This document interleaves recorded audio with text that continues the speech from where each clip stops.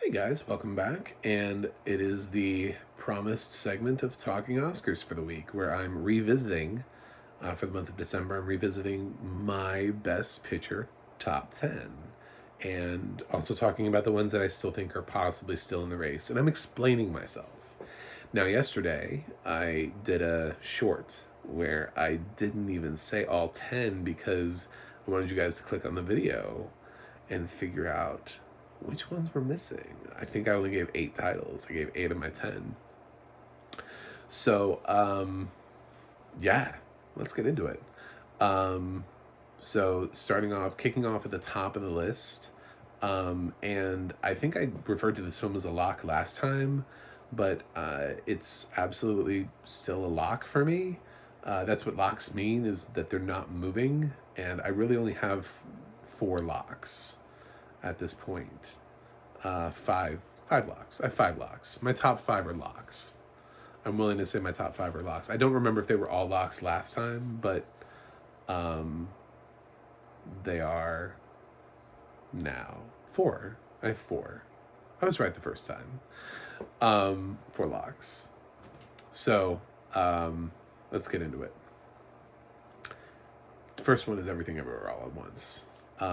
When you think about how Oscar voters vote, they first of all, it's a ranked preferential voting where actually where you put somebody on your ballot matters. So the more passionate you are about a film, the more people who put the film at number one, the better chance a film has of being nominated. So just because a lot of people think a film will end up in the top 10 and is floating around and is something that's well liked, you have to ask yourself how many people are actually putting this at number one. And then after you have answered that question, think about how many people are putting this film at number two and how many people are putting this film at number three. And then because when you work down the list, it doesn't really help to be towards the bottom. Like if every single Oscar voter puts you on the list at the in last place, it doesn't necessarily add up to a Best Picture nomination. So it's you need people who are really passionate to push your film, and there is no group that is more passionate than the Everything Everywhere All at Once group, which you can see as Everything Everywhere All at Once continues to pick up tons of precursor awards, which again, I've said multiple times, do not actually matter. There's no overlapping. We have yet to see a single overlapping nominating body. None of the guilds, at least that I know of, have released their nominations or awards for the year. None of these matter. What they all are hype. They're extra hype machines. They're people sort of drawing your attention to certain films, making sure that you watch those certain films, making sure that that screener goes to the top of your pile if you haven't already seen the film. Kind of makes you feel like you need to get on board. So it's reminding you that it's okay to love Everything Everywhere All at Once, that everybody else still loves Everything Everywhere All at Once, that this quirky film with hot dog fingers can actually go the distance. So I do believe that Everything Everywhere All at Once is a lock. I don't know if it can win, but I do believe it is a lock. I think it's one of the 10 titles on here that has a shot at winning. So I will say that. I'm not willing to call the Best Picture race right now and say this wins, but I absolutely would place money on this being nominated for Best Picture. Number 2 on my list that hasn't really shifted much is The Fabelmans. I know for a lot of people it feels like the film is underperforming, but it isn't really. If you look at its precursor awards, it's just that the film was so overhyped at the beginning that it feels somehow like it's let people down because maybe it misses out on some nominations here or there. You know, yeah, it wasn't great to not get a single supporting nomination at the Golden Globes, but they made up for that at Critics' Choice by coming in clutch and getting, you know, Michelle Williams, Paul Dano, Judd Hirsch, and even Gabriel LaBelle in the Young Performer category. So it was just another reminder that, yes, people do like The Fablemans, and it is one of those films that is very Oscar-y anyway. It's a Spielberg film, first of all. Everybody loves Steven Spielberg. It's a deeply personal, almost biopic of his life, and it's about film. It's about the love and celebration of film. This is a kind of film that Oscar voters are going to get behind. They have two choices this year to get behind films that are about the love of cinema, and Empire of Light just isn't registering. So, um, it looks like The Fablemans. If you want to pick a film that's about just the overall impact of cinema and what it means to people and the power of it, then The Fablemans is going to be there. So I also consider The Fablemans to be a lock for Best Picture nomination, and I think it still has a shot at winning, despite its disturbingly low box office for a Steven Spielberg film. I don't even know what's happening. I think that's the studio's fault. I blame the studio. I think it's impossible for a Steven Spielberg film to make that little amount of money at the box office, um, with unless your marketing is just terrible. It's just I don't understand. I mean, it has a cast that people recognize. I don't understand how the film made that little at the box office. Um, but number 3 for me, and again also a lock, is Tar. What you've noticed this year is exactly what I was just saying about Everything Everywhere All at Once. Look at the people and look at what people are passionate about.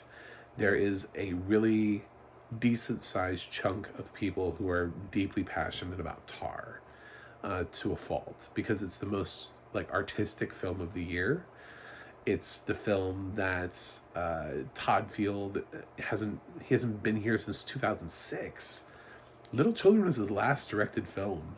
This is a director who hasn't directed very many films at all, but when he does direct them, people take notice.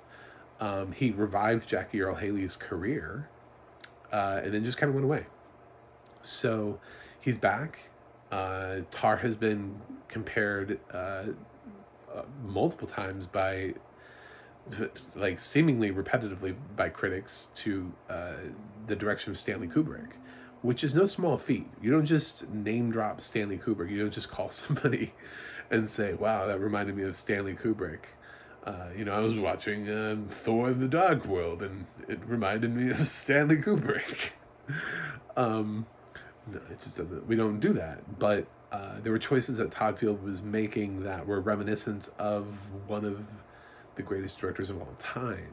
So that plus Cate Blanchett is, I mean, she's checked off, I think, like every race she could possibly be nominated for. The only times where she doesn't win are the ones where they only have one winner, and it's just not her that time. They don't nominate anybody. They have no runner up. It's just it wasn't Cate Blanchett this time. It was somebody else. But anytime there's like a nominating, like top 5 or whatever, she's in it. So yeah, I think that matters. The interesting thing is, though, that her supporting cast has disappeared, and it looks like she's going to be the only acting nomination. But I do think Todd Field has a solid chance at directing, and I think this film is going to pick up some below-the-line awards, too. It'll probably pick up screenplay, and maybe 1 or 2 things down the line. So this will end up being like 5 or 6 nominations for Tar, which isn't bad. I think it's very much in the race. So I also consider Tar to be a lock. I'm not changing my status on Tar. And my 4th and final lock is The Banshees of Inisherin. Martin McDonagh's film has only proven itself stronger. Every time it comes out of the gate, it just proves itself stronger. What's been happening is, since sort of we originally started talking about this stuff, Banshees has just been hitting harder than expected. It felt like it was more like a mid-pack performer in terms of the award season, but what's ended up happening is you've seen Colin Farrell popping up a lot of places instead of Brendan Fraser. A lot of critics groups have gone with Colin Farrell instead of Brendan Fraser, and it's sort of impacting Brendan Fraser's ability to just consider this a runaway year, and now it's more of a race. Um, Colin is very much making this a tough race for Brendan Fraser, and if Brendan loses the Golden Globe to Austin Butler, and Colin wins in comedy, uh, that could even boost Austin's profile a little bit.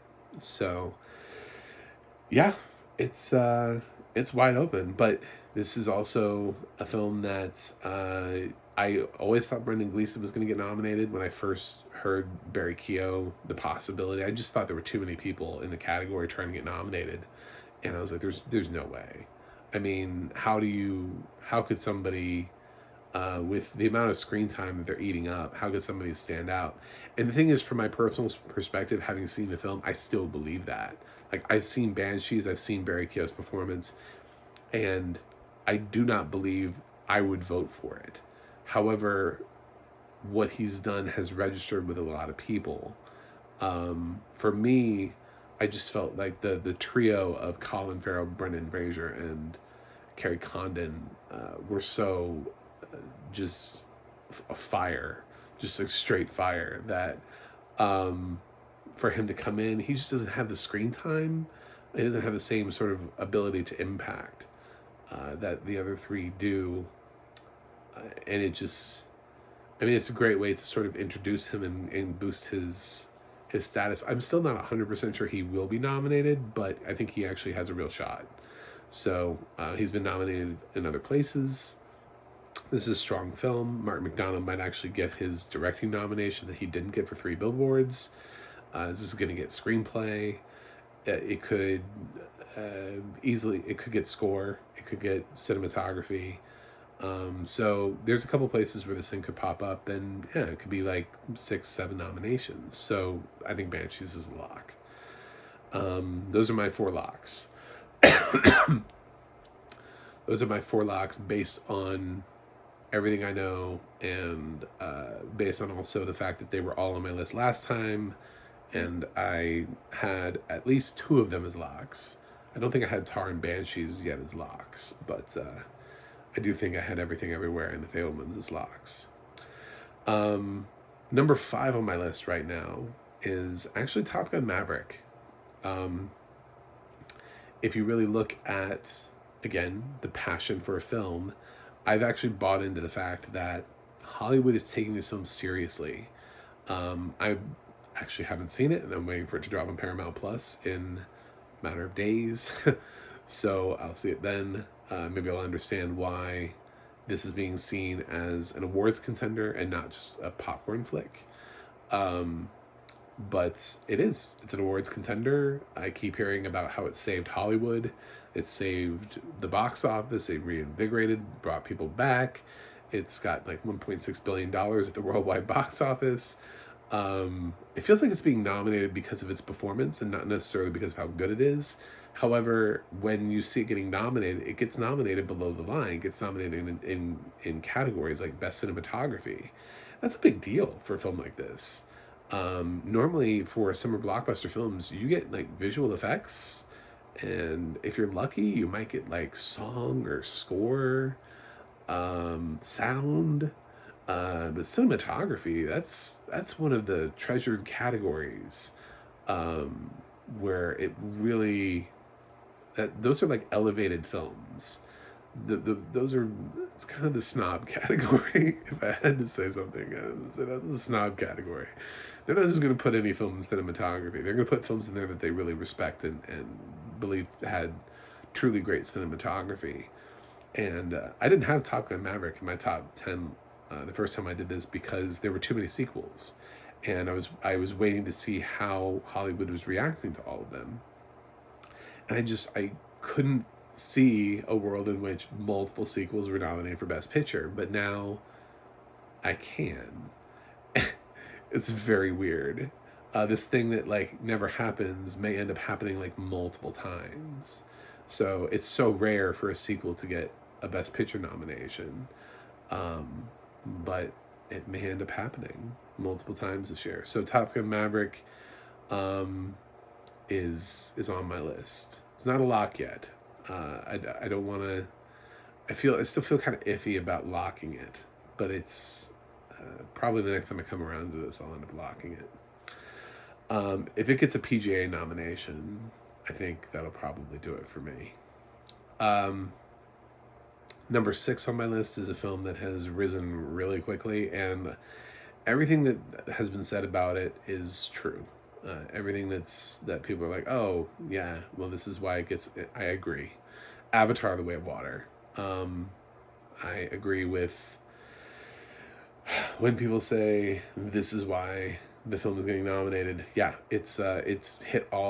suddenly hit a whole bunch of precursor awards from major awards groups. As soon as people had screened it, it just popped up. It's like both on the AFI and NBR top 10 lists for the year. Got a Golden Globe nomination, Critics' Choice nomination.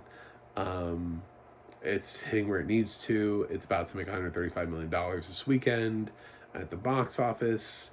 And there's nothing really that stands in its path. So it'll be continuing to make money as the number one film at the box office all the way up until Oscar nominations. It's sort of like, I'd be willing to say that its positioning is what matters here. If we had flipped, and if we flipped release dates and put Avatar where Black Panther is and Black Panther where Avatar is, I think Wakanda Forever would have had a shot at a nomination because it would have opened big and it would have been having its campaign at the right time.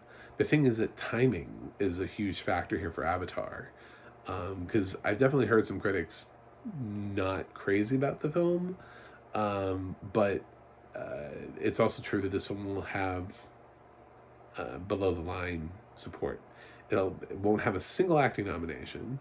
James may not get nominated a second time for basically doing the same thing. It's a tight race this year in director, and I don't know that he can get in, but it's going to get a whole bunch of below the line nominations. So it'll be supported from the people from those guilds who also get to vote for Best Picture, and I think this is a pretty solid selection for Best Picture. Number 7, it's fallen down my list a little bit because the support for it seems to be waning a little bit. It's not quite as strong as it was, but that's Women Talking. I still have Women Talking on my list. I still think the subject matter is strong. I think part of the problem is that the cast is great and there's no ensemble award at the Oscars. So what you're seeing is it misses out on voting for individual awards because the people are having a hard time picking, sort of like She Said, picking an individual performance. It's like these are films where everyone's great, not just one person. So it got no Golden Globe acting nominations. It only got one SAG nomination individually for Jessie Buckley. So it's interesting to see how it's sort of underperforming a little bit. Sarah Polley is not getting everywhere. She's not quite as strong as I thought she would be in the Best Director category. We may or may not get a female nominee this year. I don't know. I've noticed sort of a little bit of a drop in Women Talking. I don't think it's a strong contender. I don't think it can win. And I think I don't think it'll have more than 5 nominations come Oscar morning. So I've lost faith in Ben Whishaw and his ability to be nominated. So yeah, that's where I have Women Talking, is at 7 now. And number 8 is a film I did not have last time either, and that is Elvis. Elvis has roared back onto the list. I did have it on I did acknowledge that it was just slightly under 10 last time, as a film that could make it because it was holding on. It was holding on to this little bit that it had, and what's happened is films have fallen off, but Elvis stayed. Elvis stayed, and it grew, and it grew, and it grew, and it grew, and finally it's checking off enough boxes. Now, my problem with Elvis is I don't think that it meets the threshold that some of the other films are meeting, where they're putting it at number one. I don't think there are that many people that are looking at Elvis and saying this is the best picture of the year and putting it at number one. So this is one of those films that benefits from the fact that we have a guaranteed 10 nominations, because I think a lot of people are putting Elvis possibly higher on their list, and with enough of those votes, that's how Elvis ends up in the race. But I don't think it's because of number one votes. And I can say the same thing about the next two films I'm about to say. So that's where I have Elvis. I think it also, Elvis benefits from the fact it will have craft nominations like costume design, makeup, perhaps obviously for Austin Butler. So it'll have a couple nominations down there. In the number 9 spot for me, I have Babylon. And this is something I don't feel great about, but I don't really feel great about the... I haven't quite decided about the films that are on the bubble. This is a film, if it bombs at the box office, it has a stink about it that it bombed. Babylon is a bigger film than the film in the number 10 spot. So it's, if it bombs, if it doesn't do well, if audiences reject it, then I think the Academy will reject it. I don't think they're going to nominate a film that the audiences walk away from. So it's a 3-hour film, and it's divisive, and it's a comedy, and it has an elephant shitting on a dude, and I just don't know. It goes into my group of films where I'm like, will the Academy nominate these films that are bizarre and sort of have this offbeat, Triangle of Sadness and The Menu and Bones and All? Once I found out the kind of content Babylon actually had and what Damien Chazelle was doing with it, I kind of don't know. And I don't feel great about putting it at number 9, but I'm leaving it on there just until the box office comes out for Babylon. Don't be surprised if Babylon is not in my top 10 when I do this again. I'm just saying right now, I'm fully acknowledging. Now, if Babylon makes $200 million at the box office and audiences go nuts for it, sure. If Babylon makes $5 million at the box office and you see the industry starting writing up how Babylon is a financial failure, then no, it will not be nominated. I realize Critics' Choice went kind of nuts for it, but it's been kind of spotty elsewhere. So we shall see. And my final nomination is tough because it's only here because I don't have a read on this film. I think I am swinging for the fences here, but I don't really know what to do about an international feature. I feel like the 10th spot should be an international feature, but I also don't know which one. So we'll talk about that in a second. But right now I'm sticking with She Said. And the reason for that is that I don't know fully if it's a good or a bad thing that it's about Harvey Weinstein.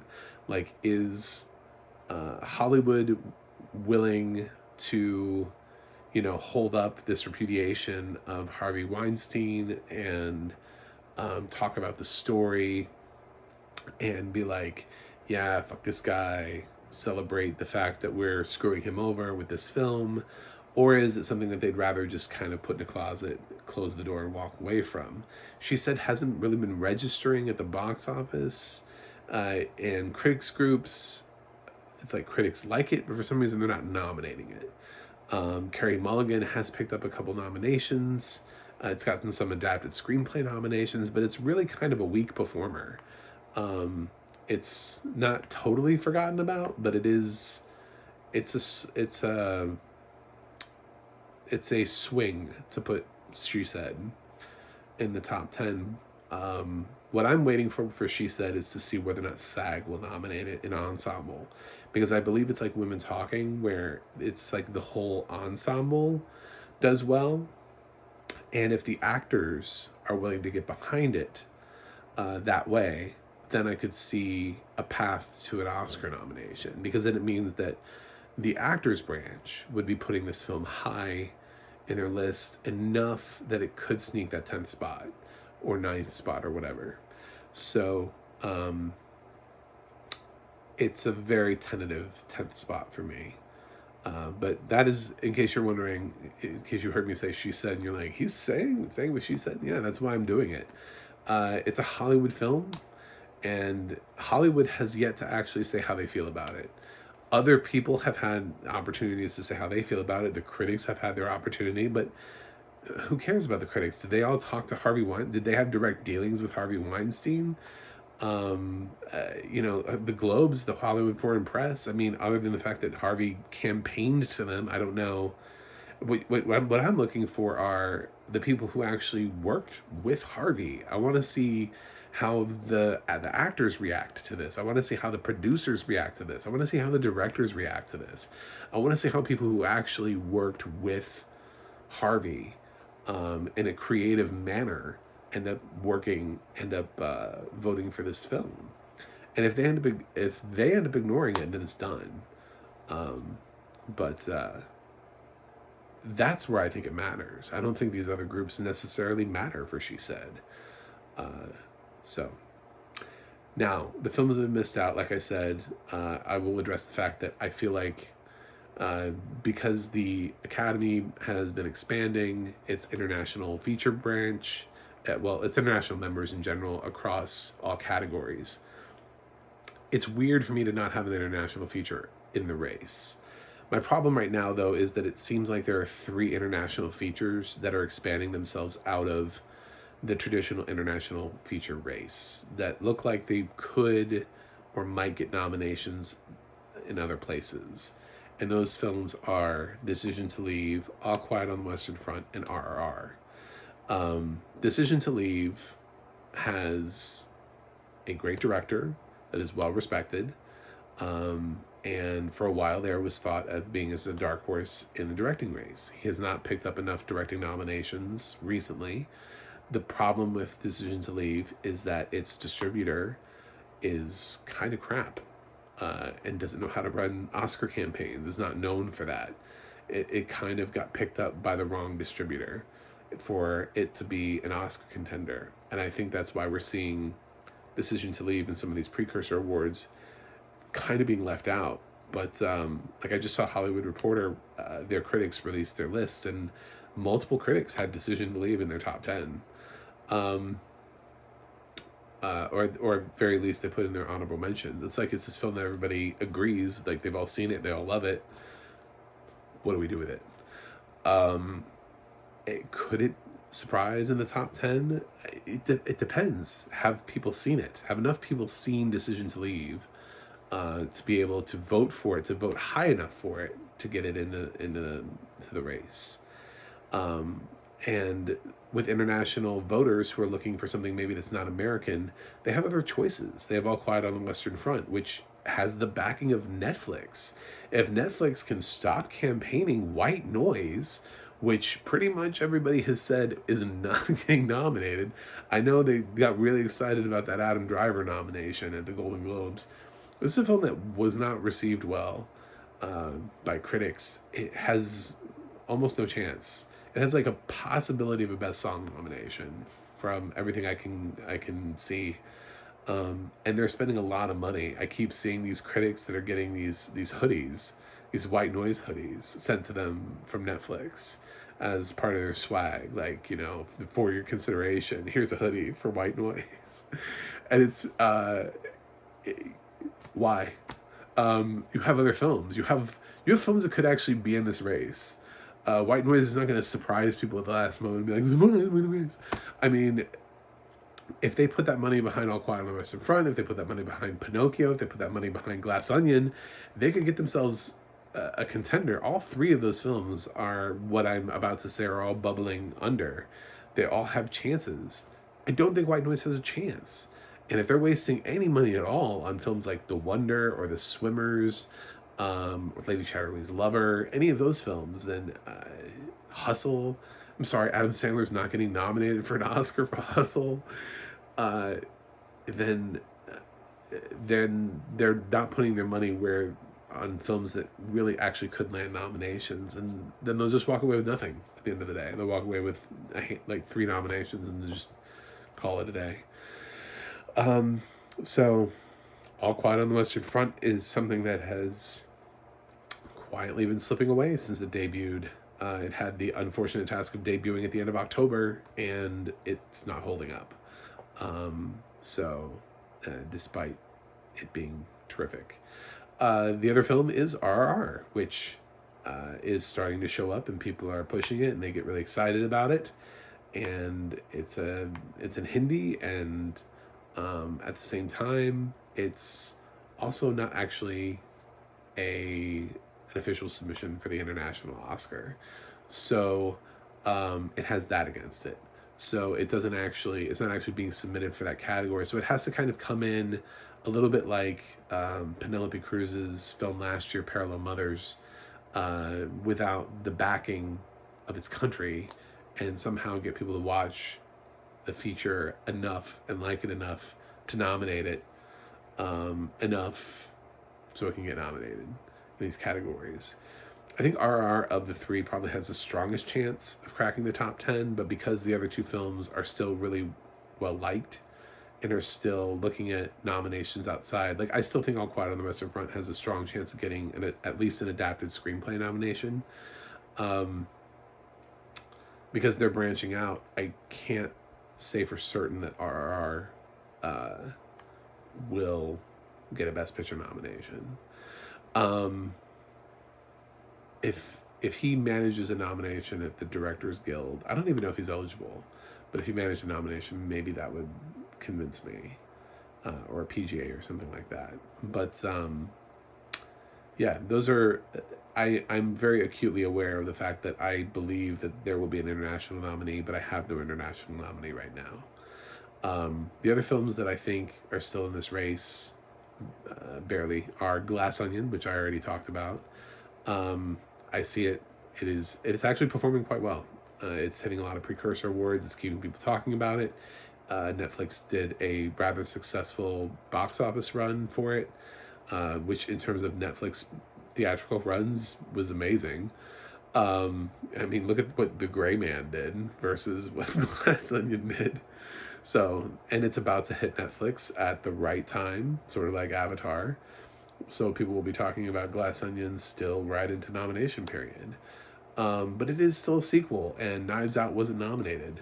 So I don't know that I'll ever put it in my top 10. But I acknowledge the fact that it could surprise. It could be one where I end up going, oh shucks, I should have gone with that one.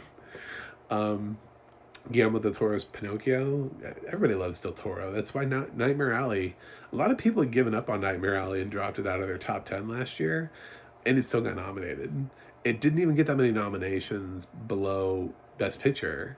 Like it didn't get any acting nominations. So it had all that support from people liking Del Toro, I think. So if anybody can break out of the animated feature race this year, it's Del Toro. But that's going to require Netflix convincing people that this film is worthy of a top 10 Best Picture slot and not just an animated feature nomination and win. It's going to win. The thing is that I see Pinocchio having possibilities of breaking into other races, like production design or score. I think it might pick up more than one nomination as it is anyway, even adapted screenplay. Original song, Ciao Papi, has been doing really well. So it's the kind of film that really could build support in and end up getting like 3 or 4 nominations. So it could get into the Best Picture race. But Netflix has to be willing to campaign it hard to get it there. It's funny how a lot of these are Netflix films that have to be campaigned. And as far as the rest of the films, I think maybe Aftersun, because it just is kind of hitting now, and you're kind of seeing people reacting to it and starting to see. If you notice, Aftersun is like mass. I don't think it'll be nominated, but it's the film that everybody loves. It's a film that like everybody who's seen it goes, "Wow, this is a great film." And then we look at the Oscars and we go, "Okay, so you're going to nominate After Sun, right?" Well, they didn't nominate Mass for anything. Mass got no nominations last year across the board, but it had excellent reviews, and all of the critics were like, "Please nominate this film." So I feel like After Sun is that film. A24 has so many films to campaign for this year. They're a little like Netflix. Like, how much money do they have? How can they campaign everything from The Inspection to The Whale to Everything Everywhere All at Once to, you know, I mean, they Marcel the Shell with Shoes On. They did really well this year in terms of Oscar bait movies, which is a problem when you're trying to get a small little film like After Sun off the ground at the last minute. So I could see it surprising, but it's gonna need to pick up a lot more steam than what it's getting. Other than that, I don't really think anything else can get nominated. Yeah, I've cut everything else off. I've dropped The Whale from my list. I think that's turning into just like Till. Till is another film that I think Till is going to be Danielle Detweiler, and that's it. And I think The Whale is shaping up to be Brendan Fraser and makeup. For some reason, it's not registering quite the same level of enthusiasm. I think it's going to affect Hong Chau's ability to get a supporting actress nomination, even though a lot of people think she's going to get nominated. I don't see it anymore. For some reason, The Whale seems to be trending downwards in a way where people are having sort of a negative reaction to it, which is bizarre because they had such a positive reaction in the beginning. I don't know what's happening with The Whale, but watching its precursor sort of, it didn't get nominated for a single Independent Spirit Award. So I know some people think it's like fat phobic and everything, and there's a little bit of a backlash. I don't think it's gonna, I don't think it's gonna do much. What are some other films? But Black Panther: Wakanda Forever is gonna be the sequel that doesn't get nominated. I'm sorry, it's just they made their Marvel swing. I don't think Angela Bassett's gonna get nominated. I would love to see the Academy voters take Marvel more seriously outside of. But the original Black Panther was such an event, and Wakanda Forever just kind of came along, and it already feels like it's over. It already feels like the event was over. Like, we're behind it. It's behind us. And Black Panther had more staying power. It was an event for longer. Like, that's why it trended so high, made so much money. And Wakanda Forever just hasn't been able to do that. It hasn't created the same sort of feeling behind it. And possibly that's just because Chadwick Boseman passed away. I don't know if a Black Panther sequel with Chadwick Boseman would have performed better and would have ended up in the Best Picture race. But anyway, yeah, I don't think Triangle of Sadness. I haven't seen enough registration for that to make me believe that it can get nominated. What could it get nominated for? I see Dolly De Leon pop up. She's like a dark horse for a supporting actress nomination. The director isn't getting nominated really anywhere. It's not really getting enough screenplay nominations. It doesn't really get below the line love. I don't know where it's getting love from. And I think it has a divisive second act that makes it hard for people to watch. So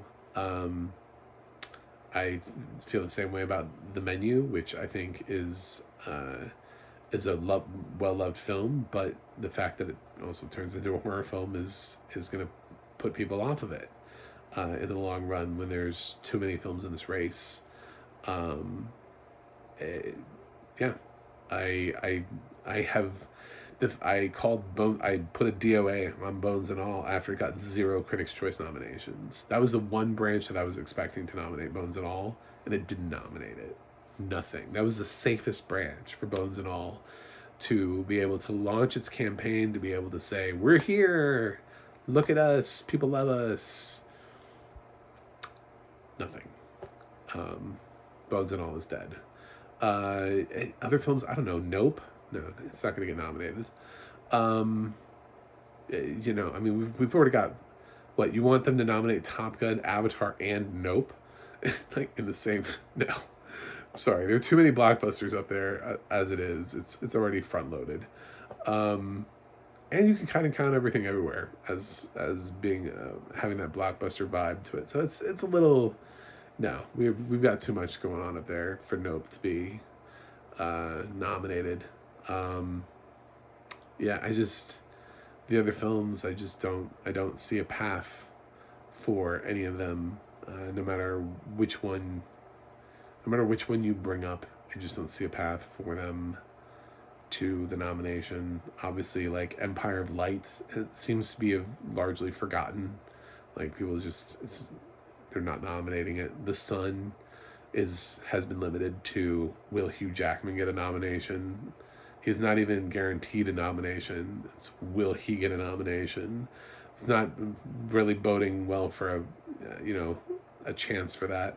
I suppose it's weird for me to have The Woman King off the list, but I see The Woman King and I see its September release date, and I see that I don't think that Gina Prince Bythewood would have been nominated for Critics' Choice nomination had they not expanded to 10 nominees. I think you're seeing The Woman King pop up, but you're seeing The Woman King pop up in places where they can nominate it because of how they've split categories, like at the Golden Globes, where they have, comedy and drama.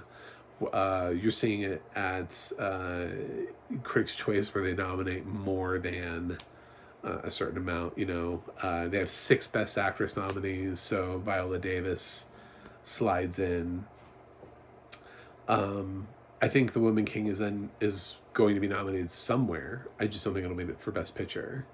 Yeah, so I don't know what other film somebody is going to be like, what about this film? What about this film? I'm trying to predict those. Bardot, I know it's Inarritu, and it feels weird to just throw him away like that, but most people have kind of thrown his film away. So,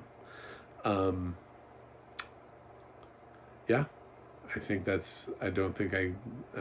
there's another film that I'm missing that somebody's going to be like, what? Why not that film? Why not that film? Why didn't this film get nominated? Why didn't, yeah, I don't think there's anybody seriously wondering like, oh, what about Emancipation or Causeway? Or it's like, I'm sorry, Apple just didn't get a film this year. I don't know what Apple's going to do. I suppose if Sydney makes the shortlist for documentary, they'll probably just throw $20 million into that campaign to make it happen. But